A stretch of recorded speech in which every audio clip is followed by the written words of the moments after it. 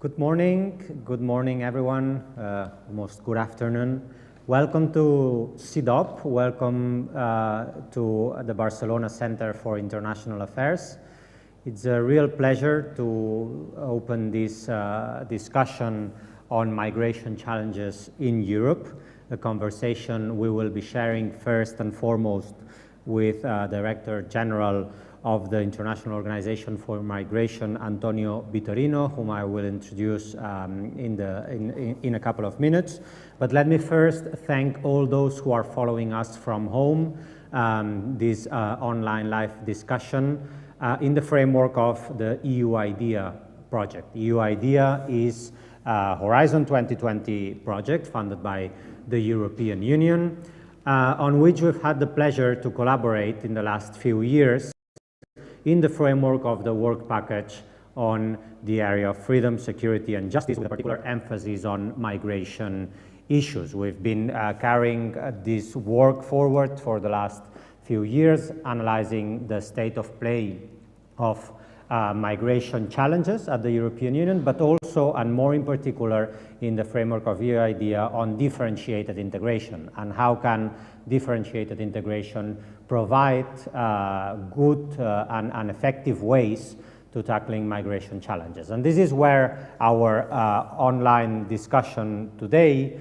will elaborate on. We will be having a keynote speech, as I mentioned before, but then we will continue with a discussion with with a few researchers involved in the working process of EU IDEA on this particular work package, who will elaborate on the first insights that Mr. Vitorino will share with us. I am joined here at CIDOP both by Blanca Garcés, who's our research coordinator at CIDOP, but also head of the migrations department at CIDOP, and with Emmanuel Comte, who's a senior research fellow at CIDOP and who has been leading the work of our institution in the framework of EU IDEA in the last few years. So for us, it's a pleasure to welcome you all to CIDOP, the Barcelona Center for International Affairs, and let me extend a very warm welcome to António Vitorino, our keynote speaker today. António Vitorino, as I mentioned, is the Director General of the International Organization for Migration since 2018. He's been in office in his capacity following a previous appointment at the Prodi Commission, at the European Commission, as Commissioner for Justice and Home Affairs for 1999 to 2004, and before that, having multiple roles at his home country in Portugal as Deputy Prime Minister and as a Minister of National Defense from 1995 to 1997. So a person who is very well suited to discuss both a national perspective on migration challenges, but also, most importantly, also a European perspective, given his trajectory in the framework of the European Commission, and today in an international organization such as the IOM, which he is heading very effectively and with a very strong interest on the migration challenges in Europe and beyond. So without further ado, from my side, again, a warm welcome. Mr. António Vitorino, the floor is all yours for this keynote speech, and then we will move to a discussion on the basis of your introduction. So the floor is yours. Thank you very much.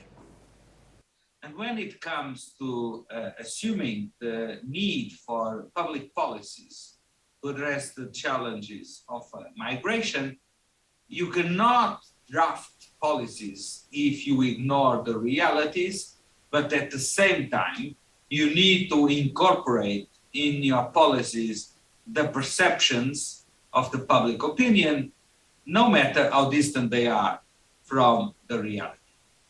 And nobody can dispute the fact that since 2015, the European member states have attributed a legitimate priority to external border controls. It's a crucial issue, not just to guarantee the integrity of the territory of the European Union member states, but it's also relevant because, in fact, the more you can consolidate and guarantee the well-functioning of the external borders of the European Union, the better you are reinforcing the functioning of the Schengen area, and above all, the internal space without barriers. But having said that, I cannot hide from you that in a number of cases, and a growing number of cases, we are seeing some practices at the European Union external borders that are of utmost concern. We register an increase in the number of pushbacks in the external borders of several European Union member states. Pushbacks are illegal. They deprive people from the opportunity to claim for asylum. They are against the international humanitarian law. So we need to recognize that there is a way of strengthening the controls at the external borders, totally aligned with the international obligations of the European member states and according to international humanitarian law. A second issue of concern is the situation in the Mediterranean. If we look to the situation in the different parts of the Mediterranean, we can conclude that the pandemic has had an uneven impact in the flows towards Europe. There is a significant drop of arrivals in the Eastern Mediterranean towards the Greek islands, less 80% in 2020 when compared to previous years. But there is a rise in the number of arrivals to Italy, 3 times more in 2020 than in 2019. The figures concerning the arrivals to Europe in the Western Mediterranean in 2020 were more or less at the same level as 2019, roughly 18,000 people arriving. And what is on the rise is the so-called Atlantic route.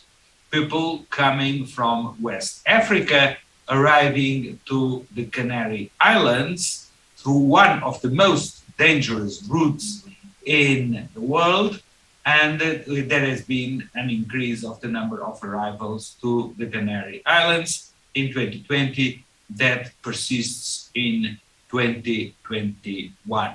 So the pandemic has had an even effect in the movement of people, and we are very much concerned with the fact that there is a lack of capacity and of priority in setting up the necessary safe and rescue mechanisms to guarantee that people do not die in the Mediterranean. And the figures about deaths in the Mediterranean this year are extremely disturbing. They are 3 times more than last year. And of course, when we address the challenges in a crisis mood, we need to recognize that the recent events in Afghanistan have reinstated that mood of perception of crisis that is dominant in a number of European Union member states. And that's why we consider that if we do not address the deep root causes of the humanitarian situation in Afghanistan, we indeed cannot discard the possibility of having major outflows in the near future. But for the moment, we do not see any major, massive departures from Afghanistan, and we insist on the need to address the situation of the entire region to make sure that we reduce the factors that can trigger major departures from Afghanistan. And on a different layer, we need to learn from the lessons of the COVID-19 pandemic. I think that it is fair to recognize that in a number of European member states, migrant workers, whether in the health sector or in the home care sector, have played a key role in the fight against the pandemic, but not just in the health sector. They have also been on the front line during the lockdowns in the European member states in making sure that the groceries were working, that the distribution channels were working, that we could be locked down in our houses, but there was someone to guarantee that we had access to food and to medicines. And to a large extent, those are sectors where migrant workers play a key role. Even in some cases, during the crop season, there were waivers for mobility for seasonal migrant workers to make sure that the agricultural sector would go on delivering the necessary goods for us to overcome the pandemic period, being locked down at home. So those are examples where the concerns of the public opinion need to be addressed by the public policies. But at the same time, the public policies require a strong coordination so that we can address the perceptions, but at the same time, we can address the realities that are sometimes far away from the perceptions. The challenge I see for the future is to make sure that the internal dimension of the European migration policy is coherent and consistent with its external dimension. And this requires, in my opinion, strong cooperation, not just among the European Union member states, but also with countries of origin and countries of transit. I will not elaborate on the internal dimension because it is very clear that the Pact on Asylum and Migration that has been put forward by the European Commission, being an opportunity to relaunch a much needed debate about how the member states position themselves in relation to migratory flows and to asylum seekers. In fact, the split among the member states has not allowed too much progress in the implementation of such a pact. And if there are some difficulties in the internal debate due to the different positionings of different groups of member states, I believe that it is much easier to get a broader agreement at the EU level when it comes to the external dimension of migration and asylum policy.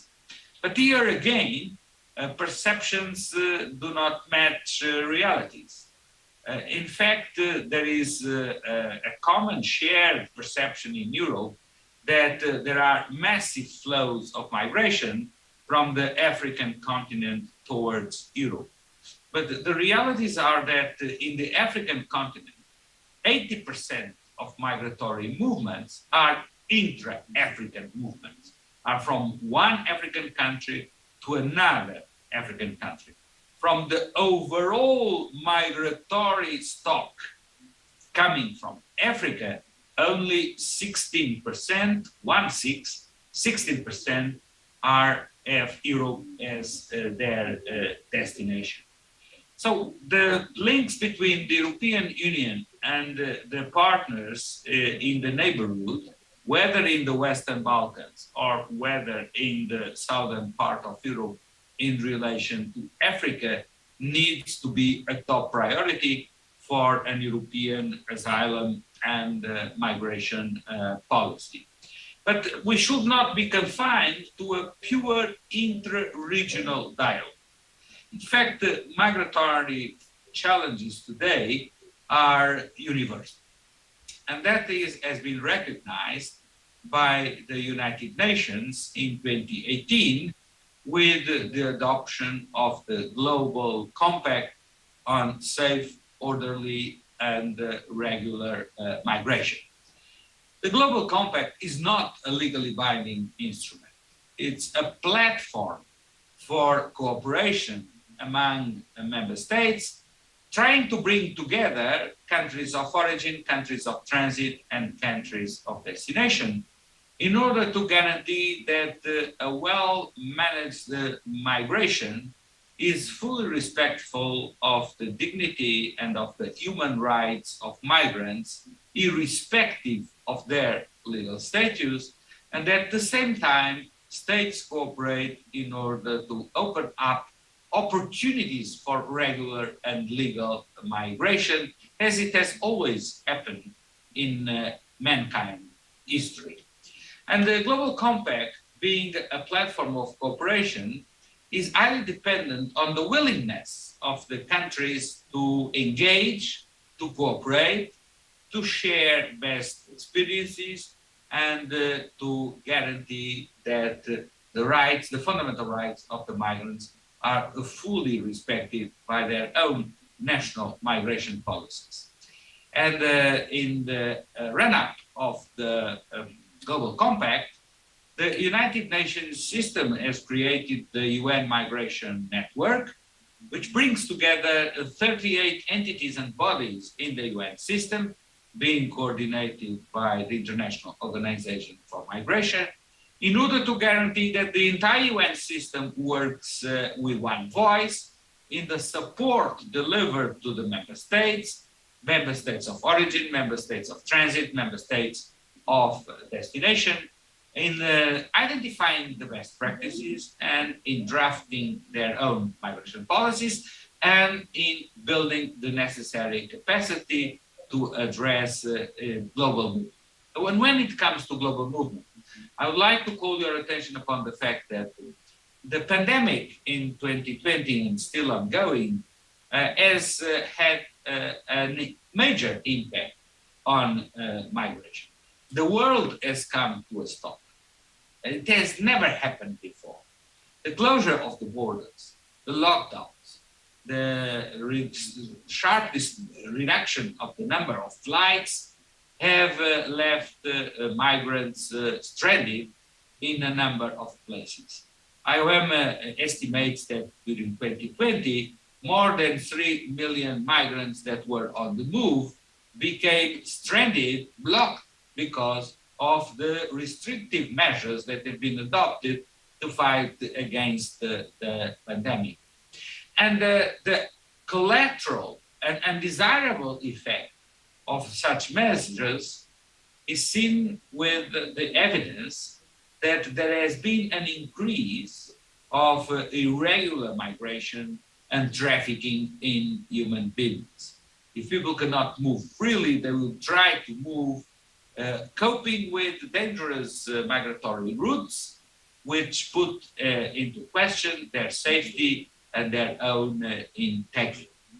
Now we are starting speaking about how to relaunch human mobility worldwide.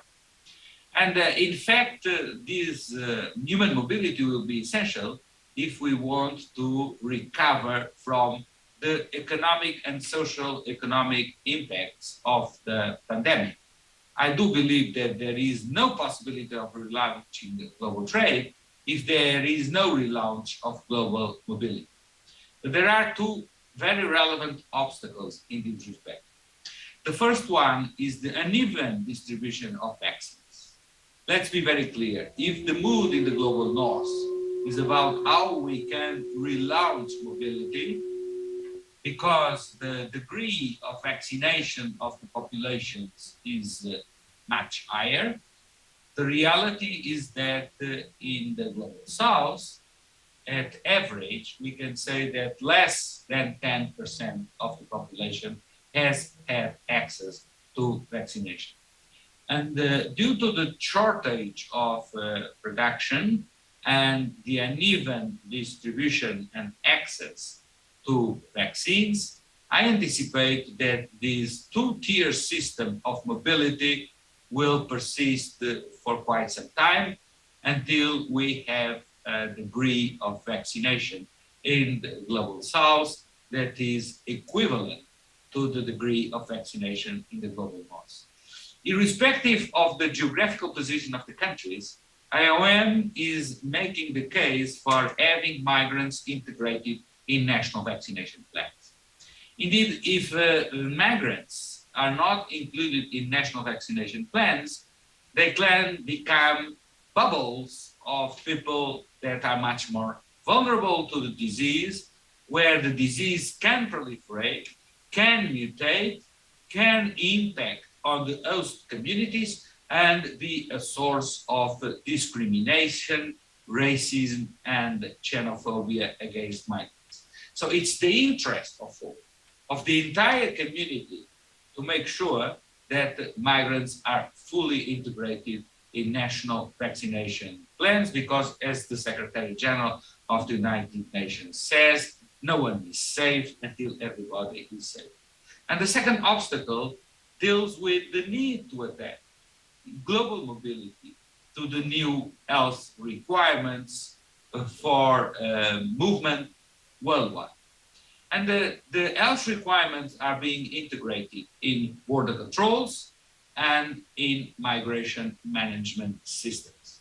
But this will require investments in infrastructures. This will require training and skills upgrading of border guards and migration officials to deal with new health requirements to migrate. And this will also be unevenly shared worldwide. Wealthy countries will be much more prepared and in a better condition to introduce those health-proofing mechanisms in border controls than less wealthy countries, less developed countries.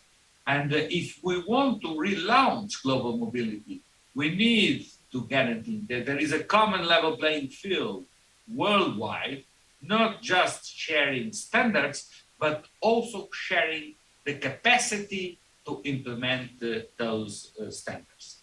Therefore, to conclude, I would say that the migration agenda remains a top priority in the international agenda. The challenges are old ones that we know very well, and there are new challenges that we need to cope with. And I'm very much looking forward to the debate that is following now my introductory remarks. Thank you so much once again for the invitation, and back to Barcelona. Vitorino, it's been extremely enlightening to hear your views on what the current challenges are, and then from here, and particularly delving a bit deeper into what has been the research done in the framework of EU IDEA in the last few years, in particular in migration aspects in the area of freedom, security, and justice, we will move immediately to our discussion, which is based on the different views across Europe on a sample of research institutes that have been present in the working group on migration led by CEDAW. And for that, and let me thank you again for your introductory remarks. I will now give the floor to Blanca Garcés, who's our research coordinator and senior research fellow on migrations here at CEDAW, to chair the session. But let me also thank very much Emmanuel Comte for having organized this event and for having been behind the EU IDEA project in the last few years. So now I turn to Blanca Garcés, who will moderate and introduce the different speakers. Blanca, all yours. Thank you, Paul. Thank you very much, Mr. Vitorino. You raised, as Paul said, many important issues. For me, one of the main conclusions of your presentation, the main conclusion is that indeed migration is not an easy policy domain. As we experts say, it's full of intractable controversies, and you point to some of them. Perceptions, as you said, do not always correspond to reality, and policies sometimes respond to these perceptions, or at least should address these perceptions. So the question is how policies should address or can address these perceptions and reality at the same time, or put in another way, how can we reconcile perceptions and reality, or with reality? This is one of the main controversies, these intractable controversies. The second one, I would say, is that migrant workers are needed, but not always wanted. And the best example here is the UK, so how to solve as well this tension. And finally, I would say another question is what happens at the EU borders? Policies do not always comply with our own legislation. So here we have a problem, and this problem as well is linked to the increasing securitization of the EU external borders.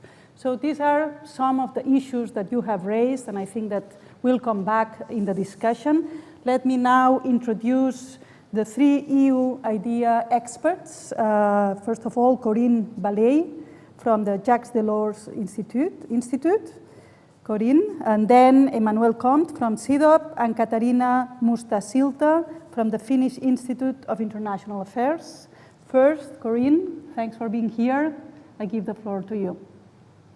Thank you very much. Thank you for having me. And I just want to stress before starting that I worked for the French Ministry of Foreign Affairs a few years ago during the immigration crisis on this issue, but today I only speak as a member of the working group of the Institut Jacques Delors. So I was very impressed by Mr. António Vitorino's speech and his very smart and brilliant presentation of the situation of migration issues in the world. Maybe I wish now to focus more on the internal dimension of this topic, which you put aside. I think that it was clear in 2015 during the immigration crisis that the EU would need reform of its immigration pact and system. And the objective of the reform, specifically in the field of asylum, was twofold. First, increasing harmonization in order to limit secondary movement, and second, to increase solidarity with first entry member states. These are the two main issues which are at stake. However, we are in a situation since 2016 where we are actually experiencing a kind of a disintegration process in EU law regarding migration. If you look at the respect of external border or internal movements, also Dublin transfer, respect of rescue, you spoke about rescue, pushback, also the retaining of internal borders more than 2 years, in contradiction with the European Schengen Border Code. So, and at the same time, as you said, the new migration, the new pact on migration and asylum seems to be stalled for a few months now. So what could be the possibilities? And I think there are two kinds of possibilities.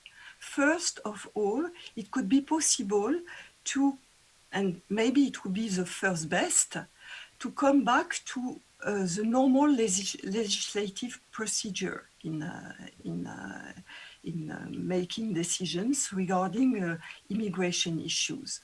The European Council in June 2018 decided that the Dublin regulation should be recast only by consensus. But actually, it is tending to legitimize member states which don't want to respect European law, such as relocation decisions or even other regulations. And and also I think that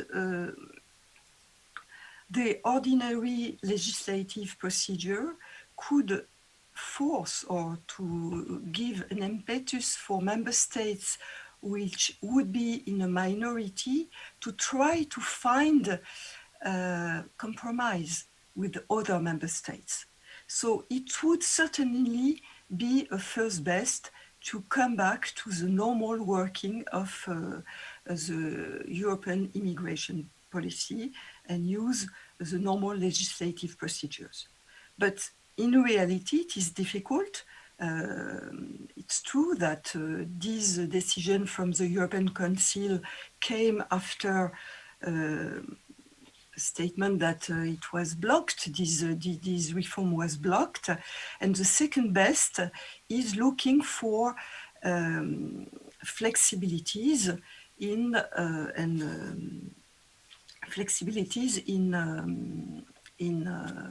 in the European immigration policy. So flexibilities, actually there are 4 forms of flexibility.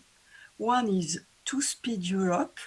So the second is variable geometry of member states involved in some aspect of this policy. The third is varying forms of expressing solidarities. And the last form is the temptation to reducing rights granted to migrants. So in order, and this is currently the temptation which is more used, and it also appears within the European Pact on Asylum and Migration.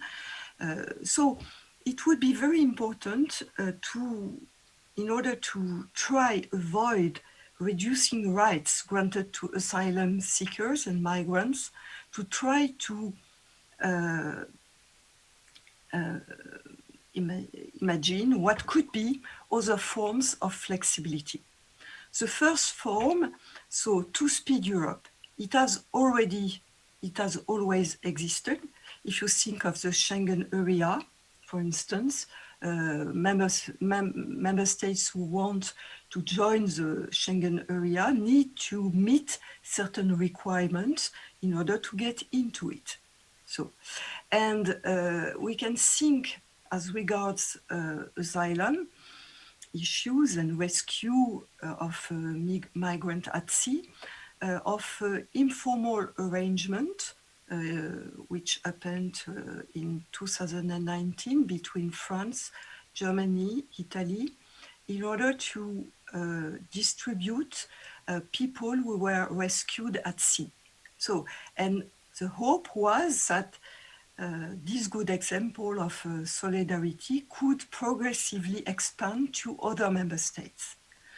So in reality, it was not the case. So we have also to consider other form of solidarity, variable geometry. Variable geometry also has always existed in the EU and specifically in Justice and Home Affairs.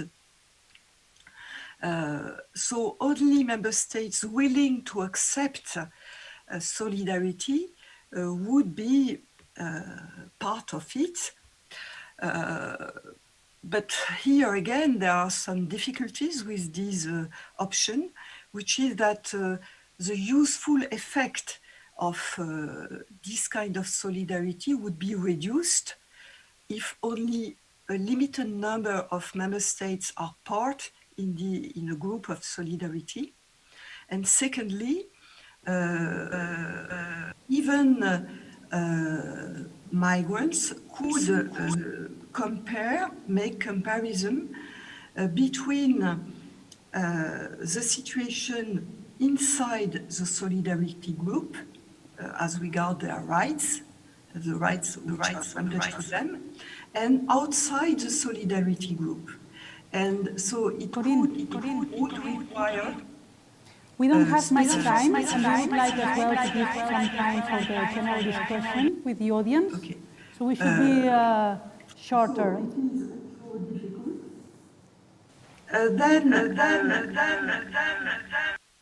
Oh, there is an echo, I'm sorry. so this last form of expressing solidarity and through flexibility is considering various forms of solidarity, for instance, contribution to EASO or Frontex with expert, development assistance in countries of origin, or a contribution in security and defense operation, which aim to stabilize a country and to reduce push factors for migration to the EU.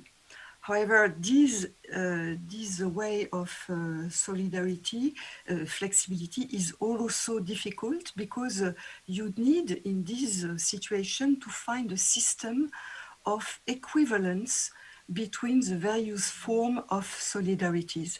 And this is something which is difficult. So, in conclusion, we are in a paradoxical situation where the first aim of the reform of the asylum system in 2016 was to find more harmonization between member states. And in reality, we are ending up with more flexibility. It is certainly, it's not very satisfying, but it seems to be the only way out at the moment. And yes, before disintegration, because we are threatened by a disintegration process in the European immigration policy. Corinne, I will give the floor now to Emmanuel Comte, who is a senior researcher at CEDOP and also one of the EU IDEA experts. Emmanuel, please. Thank you very much, Blanca, and thank you very much, Director General, for participating in this event and bringing your point of view to our reflections.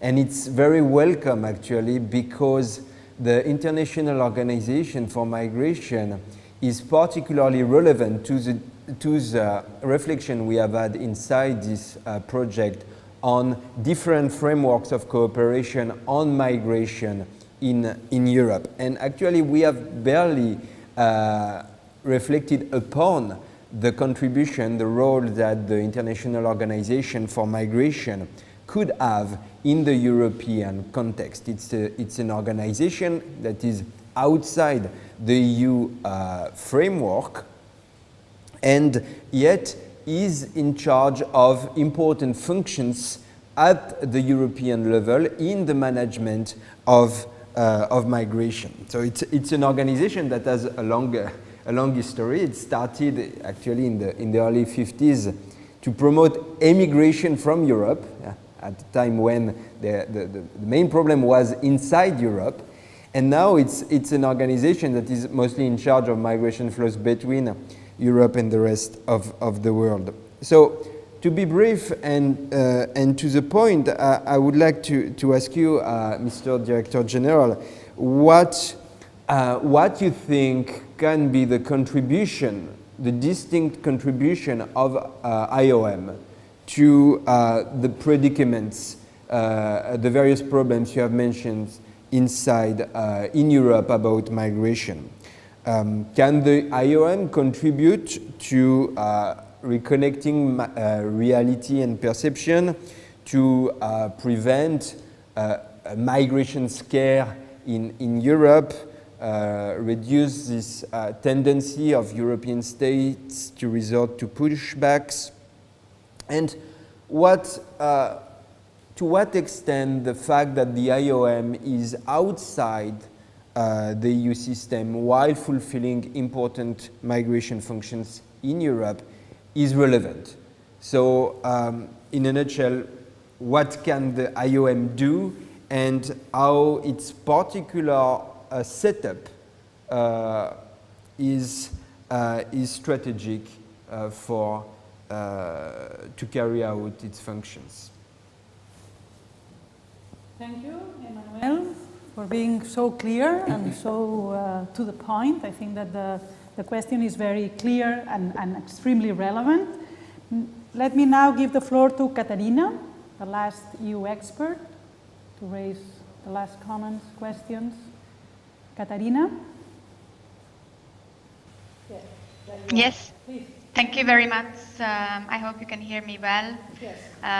Let me just start by thanking the Director General for his really insightful and nuanced remarks when it comes to migration and asylum pressures. And in particular, I was very pleased to hear you stressing the importance of tackling really the root drivers and underlying causes of these migration and asylum pressures. And indeed, I would say that here in Europe, within the European Union and among member states, we should perhaps better acknowledge that the pressures in migration and asylum that we face are ultimately symptoms rather than actual underlying causes of crisis, and that we need to invest more in cooperation both among EU member states, within the broader supranational EU institutions, and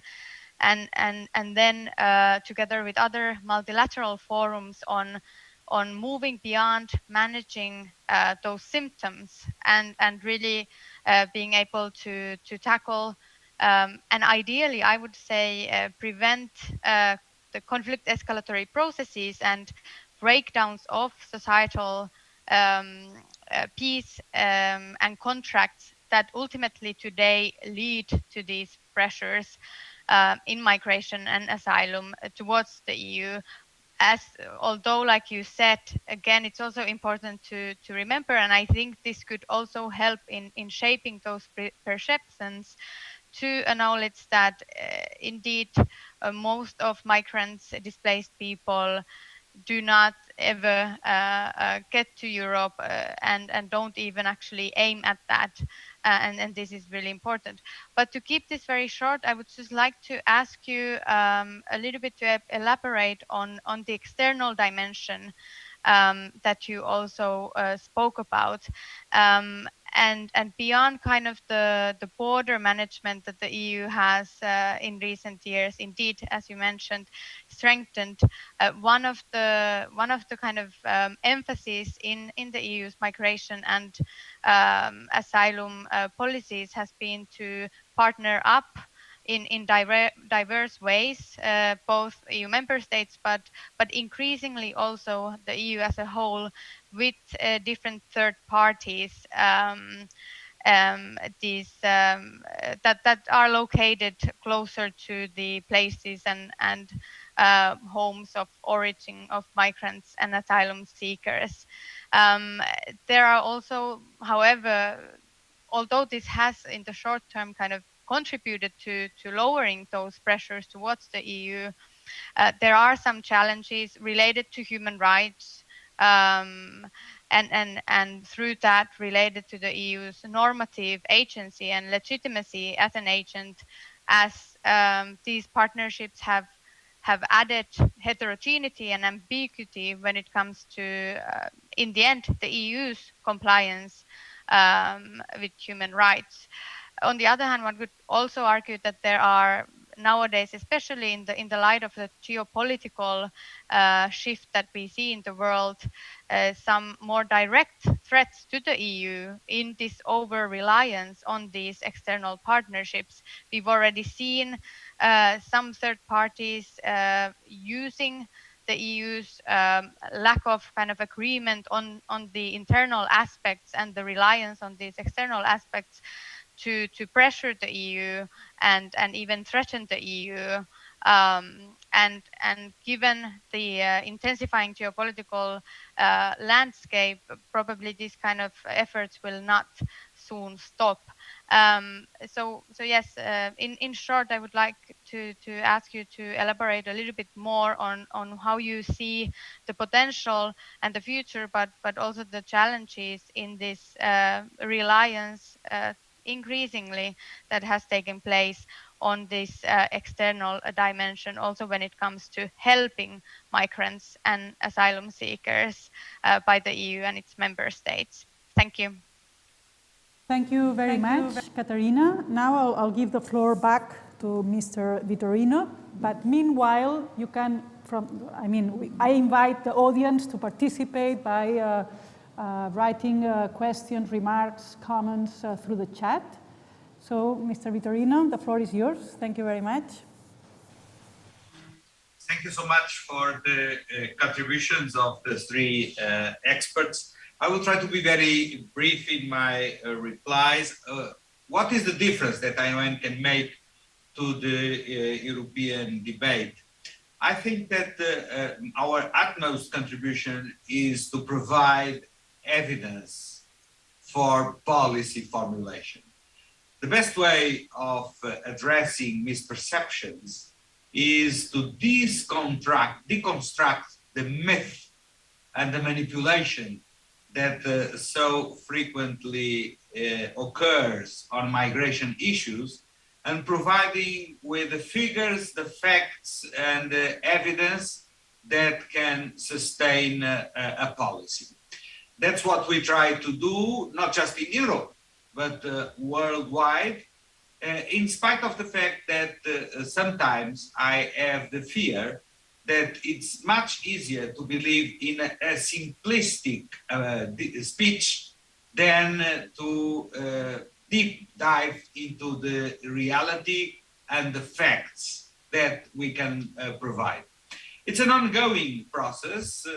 Definitely, if you read the social media, you will see all the myth, all the manipulation that goes around migration, that fuels the hate speech, racism, discrimination, and the weapons we have to fight against those hate speeches and those manipulations is to make available in a wider way the evidence and the facts, and help those who are in good faith to look to reality as it stands and now, and not how it is sold to them.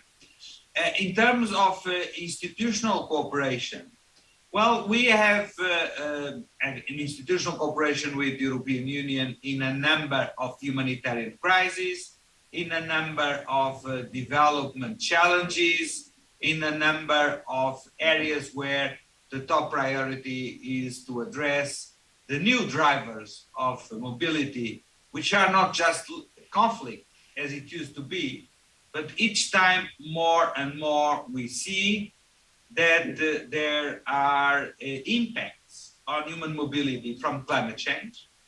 I can say that from the 50 million people displaced last year, probably 30 million were linked with disasters that have a strong connection with climate change, and with the fact that instability and security is spreading in a number of areas in the world where non-state actors, terrorist groups, have gained control over important parts of the territory of countries, like, for instance, in the Sahel, or more recently in northern Mozambique. In addressing these challenges, we have a tripartite cooperation between the European Union, the African Union, and the United Nations, in Libya, for instance. And this, from the UN side, the participation on that tripartite cooperation is mainly from UNHCR and IOM. And this kind of tripartite cooperation makes the UN system play the role of an honest broker between countries of origin and countries of transit and countries of destination in a specific migratory route, which is the African towards Europe migratory route. And we believe that there is space and opportunities to expand this tripartite approach to other regions in the world, most particularly to the Sahel, where definitely we are confronted with major impacts of political instability, of insecurity, of climate change, of poverty, of lack of access to social services that are responsible for roughly more than 2 million displaced people just last year. And that is definitely a trigger of mobility, putting into danger the integrity and the fundamental rights of the people on the move. So there you have two examples. Evidence-based, providing the reality as much as we can for those who are in good faith to use it in their own political debates. And on the other side, being engaged in addressing the needs of those people who are on the move on the basis of a cooperation that brings together countries of origin, transit, and destination, with the United Nations playing the role of an honest broker.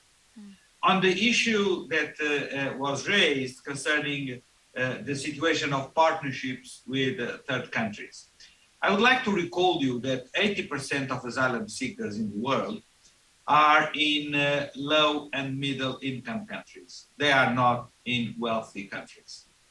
And those countries have to cope with the challenge of hosting and supporting those people that are escaping from deaths of to their lives, running away from conflicts, from civil wars.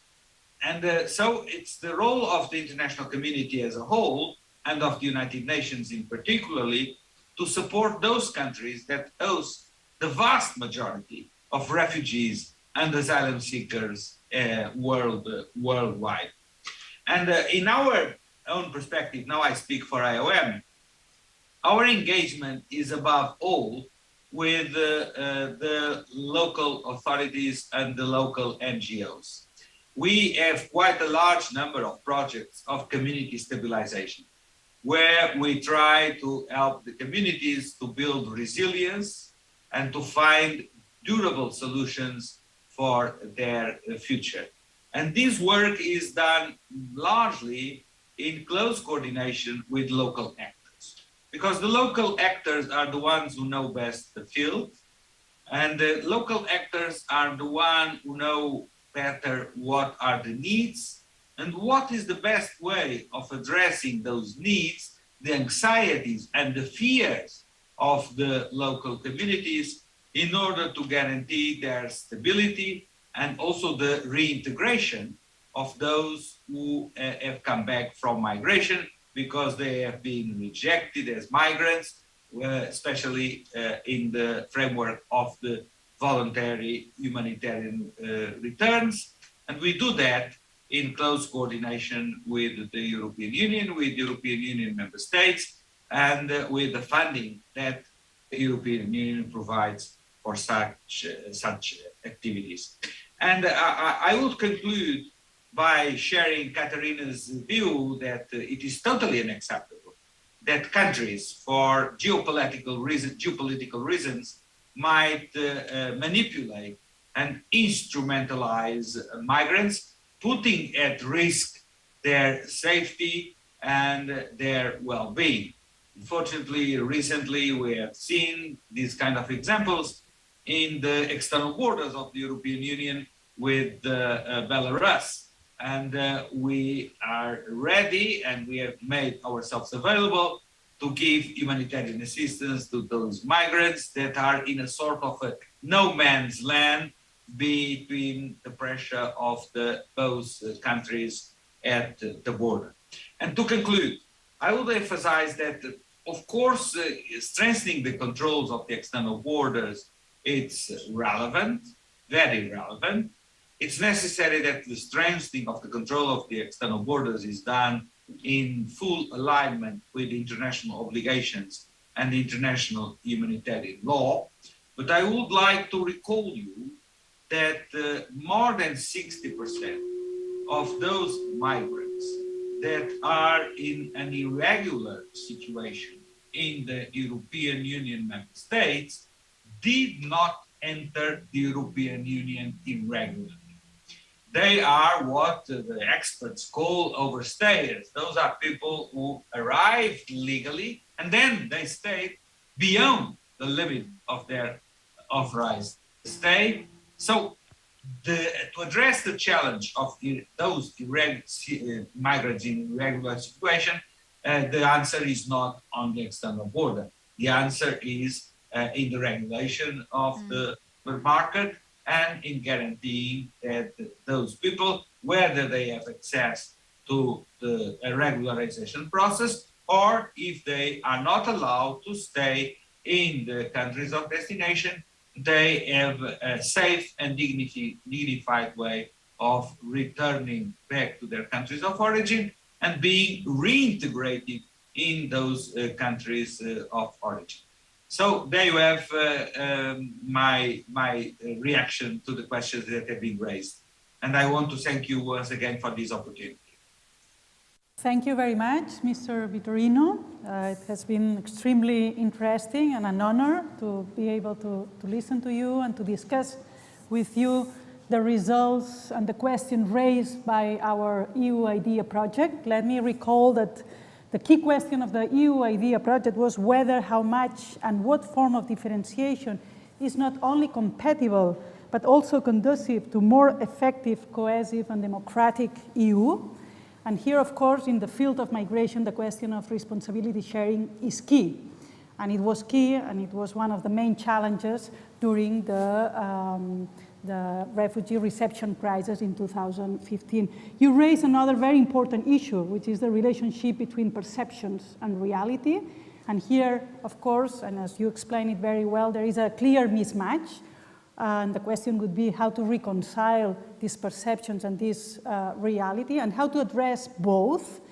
You said that policies have to address both, but the question would be as well, what is the role of policies in also in contributing or constructing this myth or these narratives? This is something we are starting to study here at CEDOP with another Horizon 2020 project on narratives on migration. And we are precisely looking at the nexus between narratives and policies to be able, or at least to contribute to this deconstruction of this myth, which determine not only public opinion, but also policies themselves. So here we are. Thank you very much. Thank you as well to Corinne, Emmanuel, and Katarina. It has been a really very insightful discussion. There are many things, many challenges still to discuss, and there are many questions to be raised still, but this is just the beginning, at the end of the project. Thank you very much to all. Thanks again, Mr. Vitorino, and we hope to continue the discussion very soon. Bye.